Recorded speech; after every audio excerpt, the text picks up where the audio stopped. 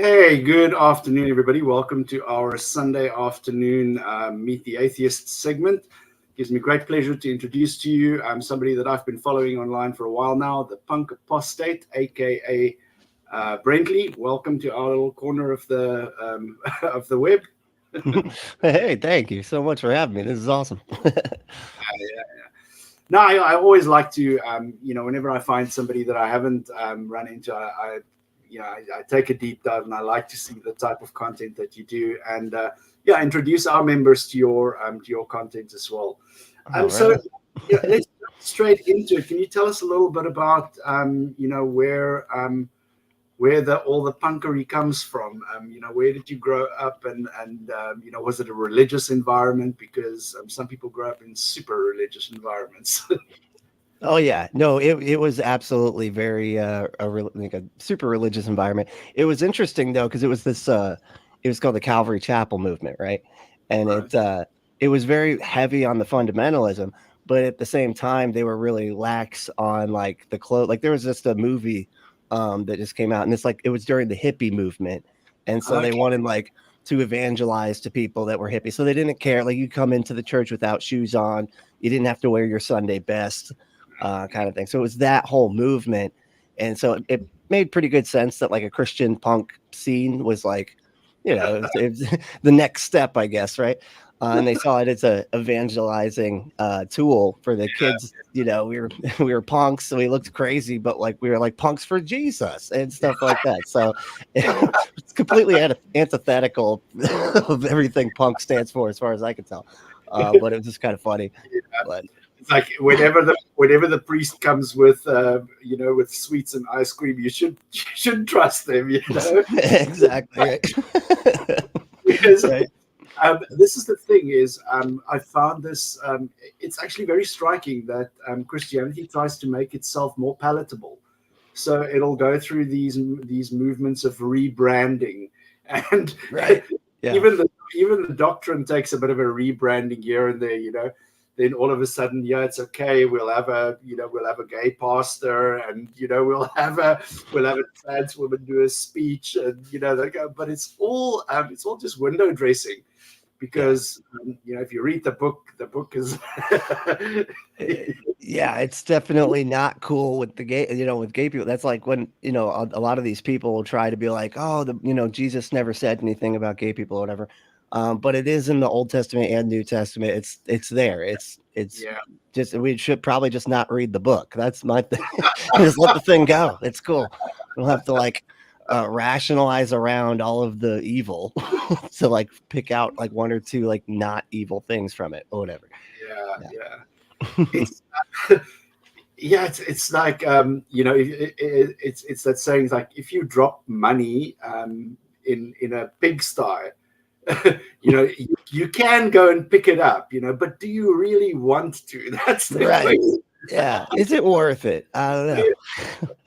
Yeah. That's true. So what was where did the house of cards come tumbling down? What was the journey of deconversion like for you? Some people describe a aha moment, and then the clouds open and they don't believe anymore. But for the majority of us, it's a process of gradually unpacking and letting go of things as we go. What was that like for you? It was fast. I feel like I remember it being a lot quicker because I was very sheltered. I was homeschooled and everything, so it was like very, very sheltered in. It was kind of like that movie, The Village. That's what I always think of. I think that's why that movie resonates with me a bit, because it was all about like keeping everybody hidden, and keep everybody away. We're in a bubble here, and it was very much like that. Couldn't have friends that weren't also going to the same church, not just a church. I had to go to like one that was approved by my family's doctrine and all that type of stuff, right? And so even though we like looked, like punkers and stuff, it was like we were very much fundamentalists. I was very much bubbled in, and everything like that. So it for me, I went through like a process of like working my way up in the church. I was there every single day.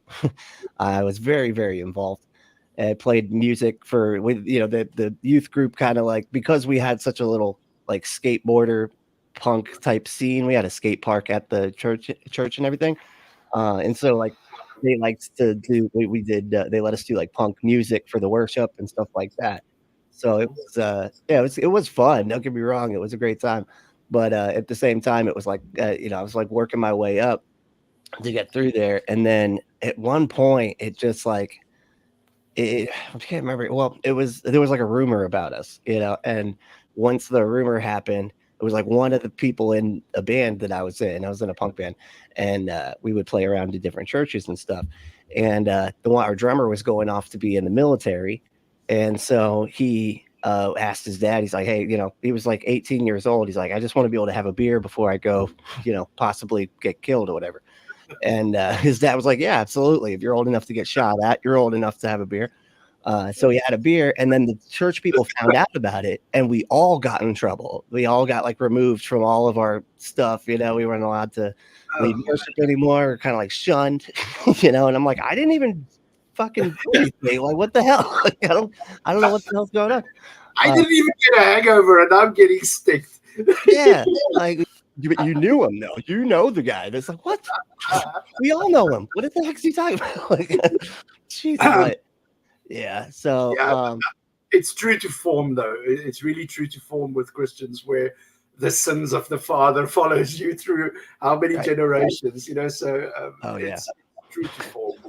Yeah, it was ridiculous. So, like from there, it kind of got like shunned, and I had to kind of reset. I think a lot of like my friend groups and stuff like that, and because there were so many people not really wanting to be around anymore, I kind of had to like branch out, and I had just gotten my first job at Chuck E. Cheese, and so. Again, like with the village thing, it reminded me of like that at the end when she, there's like she meets somebody outside the village, and she was surprised to hear kindness in their voice. Like we thought, we were told everybody out here was monsters or whatever. And that was exactly the kind of moment I had where like you meet people outside, and sure, they're imperfect and they got a lot of issues and stuff like that, but they're just people, they're not evil. They're not, wanting to hurt everybody and everything like what I was taught. So it was, so I kind of, from there, it was, I think I was still heavily into it and everything. And for years to come, I ended up getting into like drugs and stuff like that after that whole thing happened, because everybody assumed I was doing it anyway. So I was like, I might as well see what this stuff's like. Yeah, everybody's going to think it anyway. Might as well. So yeah, I got deep into that, and then kind of struggled from there. But and remained a Christian throughout all of this. I was very, still a major Christian and everything. I was just also, suffering from a lot of addiction issues and things like that. I was trying to cope, I think, because religion kind of sets up this coping mechanism instinct in your head, because they're constantly lie to you and tell you that there's a God-shaped hole in your heart, and right, and that can translate into anything, man. Like if you start out and you're believing that there's something like a hole in you that you need to fill, and you can't make it through life without something, which is just not true. That's just a lie. You can make it without anything. You just rely on yourself. You know what I mean? You don't need some coping mechanism, but because they're so trying to get you to rely on Jesus and keep coming back, they like want to program you to like need stuff. Right. And I feel like that translates really easily into addiction. But yeah, I kind of went through all of that. And then eventually I ended up finding podcasts. I just started listening to podcasts, and there was like a comedy podcast group called Puzzle in a Thunderstorm. And they do a podcast called God Awful Movies. And I don't know if you heard of them. They're awesome. Wow. They're really talented guys. And it's like I knew all the movies because they were doing, I watched tons of Christian movies. It was like the majority of what I was allowed to watch. So when I found this playlist of like all the movies I was familiar with, and these guys like kind of doing like a mystery science theater, sort of walking you through, making jokes as they describe the plot and stuff. It was awesome. It was awesome. And it was just like, I was a Christian listening to it, but even as a Christian, I knew these movies were terrible, so it was, but all the jokes were funny and everything. And I think like the comedy was able to like slip by all of the concepts that like show like how toxic. It lifted the veil. Yeah, yeah, because it got me not to shut down immediately, right? Because the comedy was so funny that I was like, okay, no, I'll put up with the atheist stuff just so I can get the jokes and everything, and ended up starting to see, oh wow, I see exactly what they're talking about, you know. It was comedy has a great there's something about comedy that allows you to see things from different perspectives, and I really appreciate that about comedy. That's the whole thing, is like showing you a different perspective on the normal thing, and you're like, oh yeah, that's funny. Yeah. And so I think it helps broaden the viewpoints of people in general. But Yeah, yeah. yeah. Now, there's a couple of different avenues through which people get to explore different ideas. Like you said, entertainment. Other people do it through intellectual venues like debates and and that kind of thing. But there are various ways that people get exposed to new ideas, and this is the thing that religion. That's why religion tries to enclose you in a bubble of information. You don't hang out with those people. You don't read those books. You don't go to those places because they know that those places are where people think. Right. We can see through the BS if we look. Yeah, exactly. Yeah. I think that's why they try to keep you coming back too, you know. You gotta program, right? Yeah, This is exactly. so Christianity can make true. everything This is exalt so itself true. instead. Yep. That's absolutely true. So, Yeah.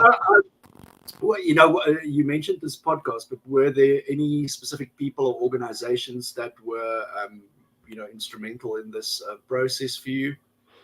Yeah, well, I mean, definitely starting with them, and they were like the Puzzle and a Thunderstorm crew.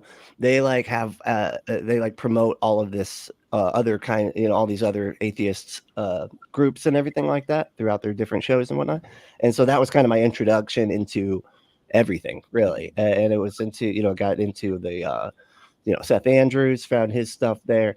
And then Yeah. from then it went to the Line and Jimmy Snow and all those, the atheist community of Austin, all that type of stuff. Kind of went through all that, and it was that stuff was very helpful. It was, it's like at first I was kind of, I didn't really like it. I'm going to be honest. The Yeah. debate stuff, I did it just it bothered me, I think, because I don't think I was there mentally yet, like where I just like, I knew the stuff was true, I just didn't know how to articulate it, and I was okay with that. Like, I don't need to articulate anything yet. Yeah. But That many roads lead to Rome. right, yeah, exactly. We all take a different road. Some people some people crawl there. Some people take an airplane. Yeah. And they all lead to the same place. So we talked, just before the stream, we talked a little bit just about me finding your channel and everything. But are you involved in any kind of activism, or is it mainly online that you speak out about this? Yeah, mainly online is what I do. I don't know if I would. I mean, I try to promote like recovering from religion, because that's a really important one, I think. Dr. Daryl Ray and all of them. It's just a really great organization. So I try to promote them on. Just recently, I started putting their like support these folks like in every single of my my episodes. And so, yeah, I do try to do that. I'm also working now a little bit more with global atheists through the Skeptic Haven. So I guess it's a nonprofit. So I'm trying to work with them a bit more now. Me too, and me too. Heck yeah. Yeah, they seem pretty cool. I'm enjoying it so far. Yeah, no, it's an amazing group of people. But we always have this idea when people say, "What kind of activism are you involved in?" You immediately, your mind goes to, people chaining themselves to bulldozers on some reserve. Right. Yeah. But activism, in my opinion, is it can be as just like being the opposition. Being the opposition to a bad idea is a form of activism in my point of view, because if there is no resistance, people see that as acquiescence. They think that you are just lying back and Right. lying back with your legs open. You know, you're gonna get Right. Yeah, exactly. yeah, Yeah, just being out there and saying this stuff, fighting back, like whether it's online or just providing videos or whatever you can do. Yeah. I would say yeah, just do whatever you're good at, right? Like if you're good at music, make music. Right. And there's, I mean, most of them, like, well, me, I listen to all the music I listen to is protest music for the most part. Yeah. It's like punk. That's just sort of what they do. yeah. But yeah. So let's talk a little bit about what fuels the Punk Apostate. You know, what are you passionate about?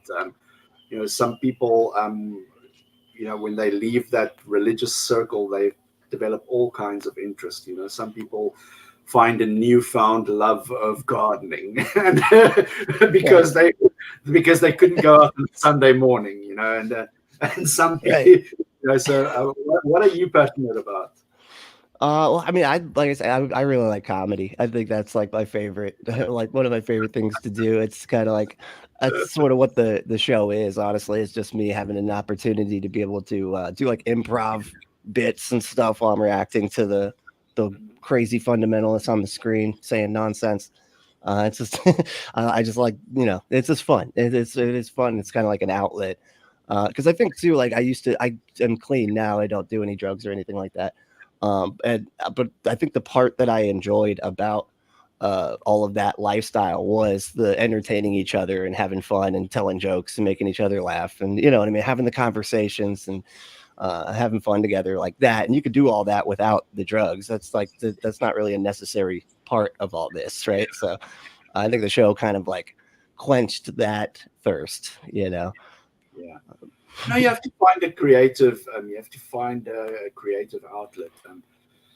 People always say when it comes to addiction that you know, there's just a segment of the population who have a particular mindset, particular genetic predisposition to that that behavior. I count myself amongst that group, you know. But Oh yeah.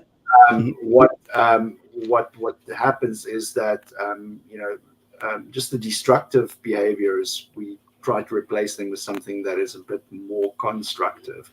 Right. And some people can do it, some people cannot do it. You know, but it's very interesting. Because I mean, when I stopped my wild days, people always say to me, "Yeah, you were probably an atheist. You were probably lying in the street with needles in your arms, and you know, around all the hookers and hookers and the pimps and the gangsters." And I'm going like, no. I was a Christian then. Right. Yeah. I couldn't I couldn't get sober until after I deconverted. Right. That stuff would just keep you in the cycle, it felt like. Exactly. Yeah. I think it's just like also the clarity of mind. You know, I think there was a lot of people talk about that moment of clarity that strikes you somewhere along the line. Oh yeah. And I just think if I still had God or Jesus, I wouldn't have found that power within myself. I would have found it in an external. There would be an external locus of control, and you know, Right. and I wouldn't have taken responsibility for myself. So Yeah.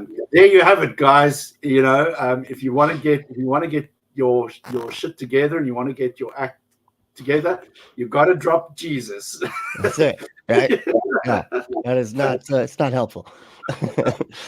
Yeah, it's funny too because it's like I don't know. I think there's like aspects of that belief that cause you to think it's not like they say like life is but a vapor, right? This life doesn't matter. Well, that's not good to tell somebody that, especially if they're like, okay, well then fine. I guess we can just do whatever then, right? If the Yeah, life doesn't really matter, like if you extend the your existence into an eternity, then what the heck is this little one time taking this drug one time? You know what I mean? That's nothing, right? And so it's just I feel like there's like little mental stuff like that that really does actually encourage that kind of behavior, and I actually think they like it because that just keeps everybody coming back to the religion, it's right? dependent. You know, at the end of the day, it's dependency and it's codependency, because you depend firstly on the communal aspect for it. There's some reward system built into it, but then also there's a codependency element built into it, because how you feel depends on what's coming from the it's coming, the direction is all fucked up. The direction should be going outwards, Yeah, and it doesn't come from within; it comes from outside. Yeah, that's interesting. Yeah, we always like to, when people say, how has religion negatively impacted you? Everybody's first thought is like, well, the priest didn't touch me, like. Right. But it's not, when we talk about the negative impact and the harms of religion, it's in the way that it warps our minds, and the type of destructive behaviors that it programs us, and teaching us, and it strips away your self-worth as well tremendously. Yeah. Religion taught me that I was not worthy of love, that I was not worthy of being seen, that I would never amount to anything. Right. If you reflect on your journey with religion, you have any negative impacts that it left on you? Yeah, well, I mean, that was a big one, I think, right there. Just like I really internalized the whole you can't be proud of anything. You can't be like, everything is like God's got to have the glory. You can't ever say you did anything. It was always God doing it, because you can't do anything good. You're broken. You're a piece of garbage. So anything good that happens, that's only God allowing something good to happen through you, because you didn't do it. And I really internalized that stuff. And that again, I think just led towards if I don't really, if nothing good comes from me, then who really cares if I take this drug or whatever? It always would come back to that. It's like, this is something that led to me doing that stuff, because I didn't have a good view of myself. Like, if you actually see yourself as something that is actually valuable, you won't hurt yourself. You won't hurt yourself as a coping mechanism, because you'd recognize that your health is more important than this moment that you feel like you need to cope. No, I agree 100%. And I will say it until I draw my last breath. Religion teaches you to be a victim. It teaches you to be dependent on something outside of yourself, and it strips you away of your. I had an interview with Dr. Leo Igwe, and he said something that sticks with me to this day. He said, atheism gives you agency. It restores your agency, where religion strips that away from you, and it was like somebody rang my head in a bell. It was like pong. Why did I ever think of this? Oh yeah. Yeah, because it's just a bunch of supposed tos. And that's what I always call it. It's like, you're supposed to do this, you're supposed to do that. And there's something, it's weird how this works, but I think it's all about like the mind control of it all. Is there's something actually comforting in the notion of not having to make choices, right? Yeah. Like, I don't have to think, because if and a lot of times it happens after people make bad decisions or have bad outcomes from decisions they make, right? And so they're like, well, how can I not make decisions anymore? Because my decisions have clearly led me to a place that has caused some bad thing. And then they resign all of their decision making to the religion, right? And then it doesn't matter what happens. They're just being tested by God, or they're being blessed by God, even though those two things were happening no matter what before too, because that literally covers everything, blessings or being tested. But for some reason, when you're like, but I'm not making my own choices, so it can't be my fault. Nothing's my fault. And I'm just doing what I'm supposed to. Okay, I must be being tested, and that's it. Right? There's something comforting about that, and I think that's where a lot of the mind control comes from. It's because we don't, as a species, we don't sit very well with uncertainty. Right. Yeah. I think we learned on the African savannas when we were still living in the trees that if you're not sure about where you're going to go, where your next meal is going to come from, where you're going to be safe, you're fucked. You generally end up dying. So exactly, that is true. People who survived were the ones who were a little bit wise to this. Right. Let's talk a little bit about they always say that hindsight's 2020. So when you reflect back on your journey, what would you say to a younger version of yourself, somebody that's questioning their religion? And, what advice would you give to people who are currently questioning their faith? What considerations and steps, should they take? For me, my first bit of advice would be take it easy, take it slow. Right. Take it slow. It's not a race, Right. Yeah, no, that's an awesome question. I really like that a lot. Like, what would you say to your younger self to like hurry this along, like get them to think better, quicker? And I think one of the main thing that I would say is, hey, there's two things really, is you got to be honest with yourself, because I think that's another thing that I think religion kind of deadens, it kind of forces everybody to do this like collective lie where we're all pretending a thing and But then we're acting you're living in a land of make believe. How the hell are you going to be honest? right. So it starts to get you lying to yourself, right? And then once you start lying to yourself, it doesn't really matter. It's real easy to just manipulate from there. But that honesty with like what you actually do know to be true, and what you don't is really, really important. And I feel like that's where they mess with, they try to get you to say, things are true that you actually don't know are true. They just want you to have that confidence so that you can basically be a confidence man, right? Just be a con man. If you just run around being really confident about what you think then people will believe you. Right. And that's all that matters to them. They don't really care if it's actually true. They just want you to act like it is. Right. Just play the part. So I think that is a big aspect of it too. That's like the one is being honest with yourself. The other one I would say is it's all about loyalty, and they combine morality with loyalty. And I think that's like really dangerous. And that's something that is really manipulative, because like that. And I think that's where you get the in the moral law, right? Which, as far as I understand, morality should be defined as what is best for the community behavior wise, like what behaviors like are best for all of us that are in the community, right? That would be, and that's everybody, not just the people with the power or whatever, like everybody down to the poorest person, right? What's the behaviors that are best for everybody? But they redefine morality to be loyalty to the people telling you what to do, right?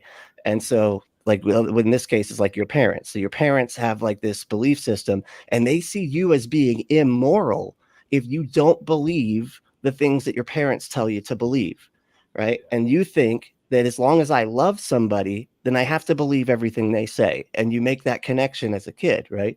And so I think I'd, walk my younger self through that whole thing. Is like, you can love somebody and they can still be wrong, right? Because it's like, you don't have to believe everything they say just because you love them. You can love people and you can go, yeah, but they're wrong about that, and that was something I did not understand, I think, for the longest time. And every time somebody was like, well, Christianity is not true, whatever, I'm like, you talking shit about my mom? Because she believes it. And you calling her stupid? What are you doing? Hey, how dare you? And it's like, that's nothing. What? They just don't believe a thing, and she could still be wrong, and I could still love her, and it's all fine. You know what I mean? And this is the thing. Now that you mentioned this, for me, it's that realization that people in a position of authority over you don't necessarily have your best interests at heart. That was no. Exactly. No, absolutely not. Yeah. They have their interests at heart. Yeah. I was so naive. Eh? When I look back, I was so naive. Oh yeah, sure. Yeah, that's why. Sorry. Oh, sorry. Oh no, I'd say that's why you hear like a lot of these. It's a lot of these apologists and stuff, and they use like the moral argument. You'll hear them like equivocate and like change definitions of the word morality, and they'll bounce back and forth between what we all define it as is like what's best for the community, and what they think their God, like what they think their God would want us to behave like. They bounce back and forth between those two definitions, because they're like, oh, how do you know that you shouldn't kill people? right? And they're like, well, that's because my God says that we're supposed. It's like, no, that's not why we know that we're not supposed to kill people. That has nothing to do with it, man. Like, it's the community is how we know not to do that, right? Because that doesn't lead to a good community. But they bounce back and forth between those definitions, and it confuses a lot of people. Because it's like it does get complicated. Like, well, then who decides where morality comes from? Who decides what the morality is, right? Yeah. And the truth is, we individually determine it, and the collective as well, right? It's both, right? But that's kind of that's you can easily trick people with that, This is the thing is, a lot of people, because we as humans don't necessarily have a consensus over what we decide is right or wrong. It works basically on it should, in an ideal society, work on what the majority of the people want. Right. But people see that system, and they see the flaw in it. They see that there's always going to be a minority of people who do not toe the line, and they think, what's going to happen if I am part of that minority? So Right. what's more comfortable and satisfying to me is that all of my morality comes from above. Right. It rains down as the angels take a leak over the edge of the clouds, and that is where our morality comes from. Right. Realizing that I challenge anybody, excuse me, to name an objective moral. If you can name me one moral that is objective, and when I mean objective, that means it's universally true. It doesn't differ from society to society to society. Right. Then we can talk about that, because it'll blow your mind. Just travel to another continent. Go to Asia, go to Africa. Right. What you find moral in the streets of New York is very different from what somebody finds moral in a village in Kenya. Right. And that should easily demonstrate that morality is made by the society. Just the fact that it differs. It requires, right? Yeah, it requires our perception, right? Like, 'cause that's what people say. Like, oh, like, is it like an objective moral truth? That, as far as I understand, like, objective moral truth would be moral outside of any thinking mind's opinion, right? Any thinking mind, right? And so, how can you, like, morality is specifically us evaluating our own behavior. How the hell can we do that without it being an opinion of some sort, right? Like, even if it's like an opinion that everybody agrees with, it's still an opinion. You know what I mean? And then you'll get the Christian part up. Oh, well, here's a moral statement for you: killing babies is always wrong. Then I go like, have you read the book? Right. Blessed is he who dashes the infant. What? Right. Exactly. Jeez. Yeah, that's too funny. And that's what they end up like getting cornered into is, well, as long as my God said it, then it is moral. And then it's like, okay, well, that's dangerous as hell. Because if you have some loony that thinks that their God is like telling them that everybody's a demon or something, like that movie Frailty or something like that, then we're in a position here, because nobody, it's just what you think your God wants. Definitely up the creek there. And the funny thing is, I've had this conversation with somebody recently where they said, I don't think that any of them believe this shit. They've just been playing pretend for so long that it would be incredibly awkward to stop now. They've invested so much of their personal. It's the sunken cost fallacy, where they've invested so much of their resources, their time, their identity. Everything's so heavily invested in this that it would feel very, very weird to pull out at this stage. Oh yeah. Yeah, definitely. I mean, that is tough. That was like, I think that's what I think fuels a lot of the angry atheist phase, right? Is like, God damn, I wasted so much time, so much time and energy and effort. And the thing is, I'm a very firm believer that people have the right to be angry when they feel that they have been duped. When you feel that you've been duped, it's a natural thing to feel anger, to feel resentment. to want revenge. Those are natural emotions that you will feel when you realize that somebody's pulled the wool over your eyes. So people must have come to me with, oh, look at these atheists, they're so angry. And I'm going like, well, why are they angry? Right. You know? Like, there's reasons for that. Yeah, exactly. It's not like we're just mad at nothing, you know? Like, that's funny. Let's talk a little bit about the fallout zone, because when especially when you're in a group environment, you've got family, you've got siblings, all of those around you, and then all of a sudden you are the person in that dynamic that changes your belief set.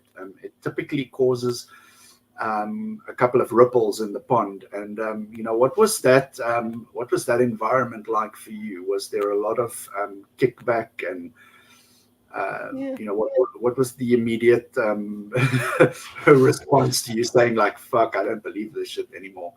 Right. Yeah. Well, it was kind of hard. You don't, um, I didn't know how anybody would take it. You know what I mean? Like in the family. And we were, a pretty tight knit family, and everything.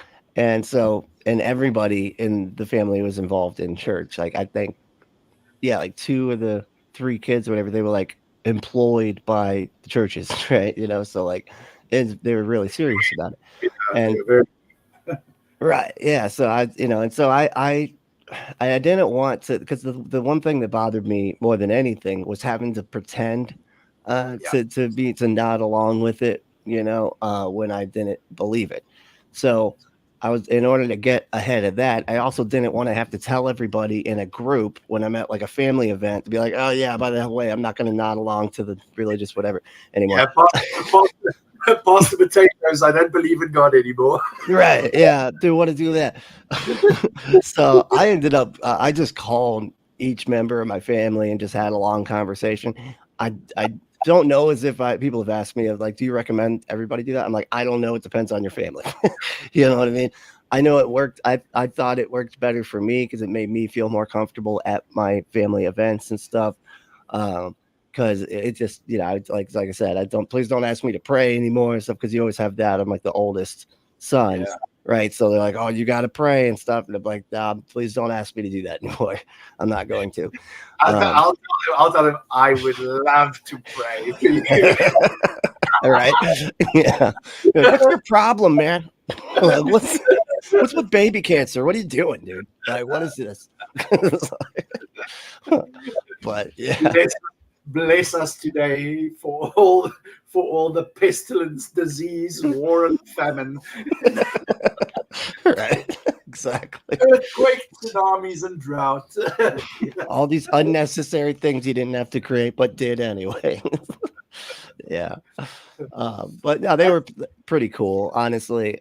As far as I could tell, I kind of try to keep away, because I know like how I know how like my presence just being there can be like uncomfortable for other people when they're trying to do their religious ritual stuff, whatever. Just knowing that there's somebody there that's like, this is all silly, right? It kind of makes it difficult for them to. So I try to like keep my distance just in that regard, not as trying to like, but I do enjoy hanging out with them, and I think we've all come to an agreement that we just sort of like don't talk about that stuff now.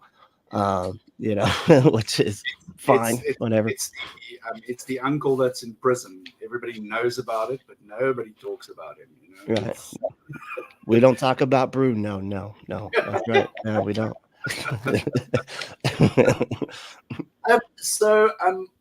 Was there any significant shift in your worldview? Did you, anything change for you? Some people report being, having a 180 on certain topics, like, for example, abortion, or, minority rights, or the way they treat women. Was there a big shift for you, or were you just, always more or less towing the same line?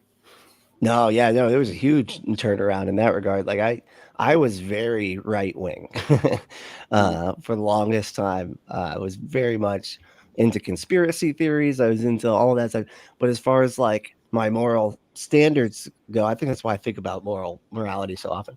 But I was all based on like what my parents thought about their politics, their everything, right? And so it was just like I was just a reflection of their beliefs, right? And I didn't have my own beliefs really. I just knew to parrot certain talking points and things like that. And honestly, that was another big part of things that like because right around when I found that podcast, Trump started running, and that was a big part. For me, I was just like, is everybody kidding me with this guy? Are you guys I'm supposed to support this? No, man, I don't know. I don't think I can do that. It was like, if you read Revelation, he's got to be the Antichrist, right, guys? Right? Right. He like But checks. why do the evangelicals love him so much? I don't get it. He is the epitome of everything that they are against. Yeah. Adulterer,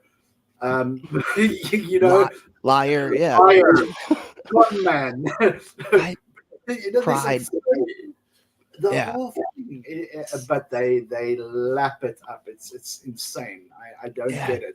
He must have that man signed a deal with the devil. He really signed a deal with the devil to pull the wool over everybody's eyes, and his soul is toast. His soul is going to burn forever. But while he's alive, he's going to be very famous. Right. Yeah, dude, because like I just remember like learning about in Revelation the Antichrist is going to make a big statue of himself, right? And he's going to put it right in the temple, and then he breathes life into it. And like if you look at any of the people that like could possibly be like fit that like whole narrative, it's like I could picture Trump doing that better than anybody. I don't know, like we need a big statue. I got the statue inside Jerusalem. Like I could see him doing perfectly. And didn't they have a golden statue? Yes, it was magnificent. The best statue. Yeah. The best statue ever built. Right. Oh my God. Yeah. So that freaked me out. I was just like, and everybody defending him mindlessly, and I was just like, this is just weird, man. And so I think from there I started to question stuff, and that's sort of when I discovered that podcast. And from there, a lot of that was a big part of it too, was listening to that show, because like their ideals were more left leaning ideals. And when you're showing these like when you're showing like these movies and stuff, and you're like, this is why this is harmful, this is why these ideals that they're trying to promote are harmful, you can really start to see like, oh yeah, they're just cruel people. Like they just have like a cruel ideology. But I mean, especially, I don't know, it takes a certain level of narcissism to run for office in the United States, as far as I can see. They all have these elements of narcissism. Oh yeah. I don't know. It's very weird. Mm-hmm. Let's not go into politics, because we are not much better, trust me. Oh, really? But no, yeah, I used to be like, back to what you're saying, like I used to be super, like, I had like suburban kind of racist tendencies. I think just where you don't really understand the history of it all. I'm definitely homophobic in that regard back then and everything. And so it was like a full, I want to say 180 flip once I started to really think about things and have to decide for myself what is moral, and not just be looking to the authority on like, tell me what I'm supposed to think is moral, right? Once I started determining it for myself, you can see that they're wrong, right? They're just hateful people that just get mad that people don't live in according to their religion, and they try to punish them for that. And that's it. Whether it's abortion or something like that, where you're like, oh no, we're going to punish you with children for sleeping around or whatever. You got to have the kid, then you got to do it because it's their way of punishing you. And they'll sit there and say, oh no, it's about the life. Bullshit, man. You're just trying to punish people for not living according to your religion. And they do the same thing with gay people. and everything else. It's just like, I'm mad that I'm doing all the spostas, right? And I'm not happy. And there they are not doing the spostas. And look how happy they are. Having Fucking fun. bullshit. Right? Because like, why, if you believe everybody's going to be tortured forever, all eternity in hell anyway, why are you trying to mess with them now? Like, do you not believe your own bullshit? Because it seems like you don't. If you actually need to torture them here on earth, when you actually think they're going to be tortured for all eternity for their sins, then just leave them alone. Right? Do you think you can torture them better than God can? Right? Yeah. What do you think, you're a god or something? That's idolatry. Okay. That's jeez. That's crazy. So I like to, when we get towards the end of this, questions get a little bit personal. So a lot of people, like we mentioned earlier, go through these periods of intense emotional and psychological distress when they deconvert, because it's literally like a part of your identity has been ripped out from under you. But once we've gone through that, we inevitably experience some phases of personal growth, where you'll stand back and like, for me, it was, just getting that sense of agency, like when I realized that I was in control of my own destiny and that I didn't need to beg and grovel to breathe another day.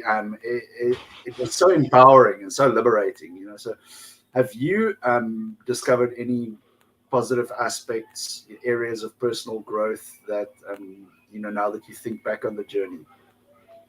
Oh yeah. Now that I like looking back, like I was, there was a point in time when I was homeless for about like a year. And that was during time that I was a Christian. And ironically, everybody on the street was a Christian too, which is like kind of, the opposite of what you think, right?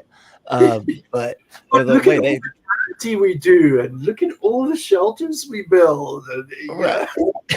Yeah, exactly. Well, I think a lot of everybody was like thinking this is all my fault. Like I must have done something wrong. And they blame themselves and everything like that. Right. And they're also like looking for a way out a lot of times. And so I think religion is very enticing to people in those kinds of desperate situations. Right. But yeah, and I didn't, but I really did not meet a single atheist on the street, and there was a lot of drugs, obviously, in that regard, because when you got nothing to do, you know what I mean? Like there's nothing that you're going to get a dopamine hit somehow, right? You can't get it through natural means. So, right. That's like tends to be how that goes. But yeah, from that time, just being able, like, just feeling completely like the world was out of control and I had no way of taking any control. Because everything just felt out of my head. Because I programmed myself to believe that everything was completely out of my control. I can't influence anything, right? And so learned helplessness. That's what it's. Absolutely, yeah. It was. It is. It's absolute. And so, yeah. And you finally, I think, once I like deconverted, snapped out of this stuff, I was able to start taking control and realizing that there isn't anybody else that I can really, there's no magical being that I can rely on, other than like doctors and therapists and thing. They're pretty magical if you if you listen to them and do what they say. It's almost like magic that actually works. So that was the other thing too. I wouldn't listen to any other therapists. Like I was just like, I just need Jesus, dude. You don't get it. Okay, I'm just gonna go back to church. Get the magic undead carpenter in my heart again. We're gonna be good to go. But yeah, so when I finally started listening to these dudes, it really changed everything, and I think that was what like kind of rocketed my growth right from there. And it's just been an uphill. Yeah, I mean not uphill. It's been like a downhill climb really, because it's just everything's gotten so much easier now that I'm not fighting myself all the time on everything. All hang-ups. Like when I look back at all the fucking hang-ups that I had, hang-ups about sex, hang-ups about relationships, hang-ups about people, about different places where I'm not supposed to be hanging around, and it becomes it becomes a chore. It weighs you down. Yeah. Oh yeah. It literally unburdening. Just that unburdening is such a liberating experience Right. psychologically. Oh yeah. I strongly recommend it. Hell yeah. Well, I think that's like part of the control too, is getting you to just always be chasing your tail, trying to like stop your thoughts from happening and stuff. You know what I mean? Like it's not, they just want you to be shameful of everything. Because then they want you to feel that shame so that they can come in and then sell you the cure for the shame they just caused, right? And so you got to keep running back to them for that cure. Yeah, when It's a, really they're causing it. You know? exactly, it's a cure. It's a cure for a disease that they caused. Yeah. Right. It's like an addiction, really. Because I mean, that's like if we even take something like I always say, because people will say like, oh, religion is the opiate of the masses. I disagree. It's the nicotine, right? Yeah. Nicotine does nothing. It absolutely does nothing. It just makes you feel like you need it, and then it's like tightening your shoes for the relief of taking your shoes off, right? There's zero high. There's absolutely zero Yeah. high. Who's ever told you like I got so high from that cigarette, dude? It was a crazy great buzz, man. Great night. I was slaughtered. No, like it's just I got my fix. You know what I mean? And so it's almost like the comfort from like not having it, and it's like your physical state like goes below a particular line. You're like, oh, I need a thing. Oh, and then you get it, and then you're like, okay, I feel better again. But Yeah. you wouldn't have Same. needed to feel better again had you not started in the first place. The same with Jesus. The periods of your dosage is just a little bit. It's from Sunday to Sunday. Right. Yeah, exactly. And it's like you need that false relief. It's not real. It's all made up. You know? It's crazy how that works. So, how do you, now as atheists, that we out of that community, how do you relate to those people? Because a lot of people go to the extreme where they become completely anti-theist and completely against it. Some people become very apathetic. Some people are just fuck, you do your thing, I'll do my thing. And some people try to build bridges.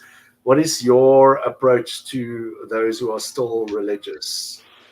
Well, I mean, in personal terms, it's funny too because in personal terms, I'm cool with them. I try to be just honest, and I'm very understanding of like where people are coming from and stuff like that, uh, in just like our day to day interaction or whatever. But it's funny because a lot of people think that I'm not like that because when I'm on the show, I am anti-theist, right? Like I make a lot of jokes. I'm mess with these people a lot, but that's for a very specific purpose, which is we were traumatized by a lot of the fears that this stuff caused of demons and apocalypses and stuff.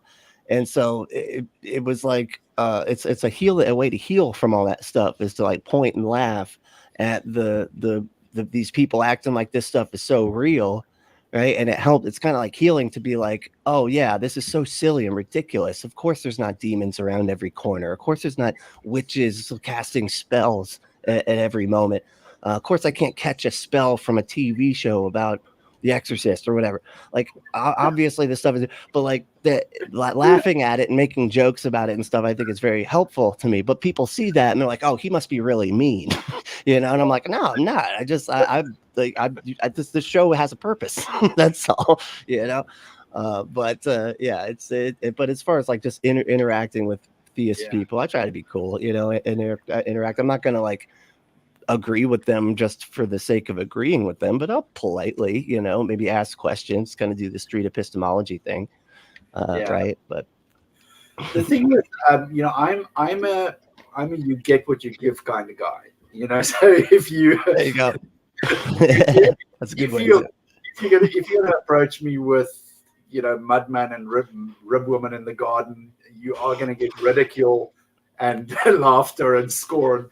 Right. If you approach me with a reasonable argument, I'm probably going to dissect it and give you my response. But I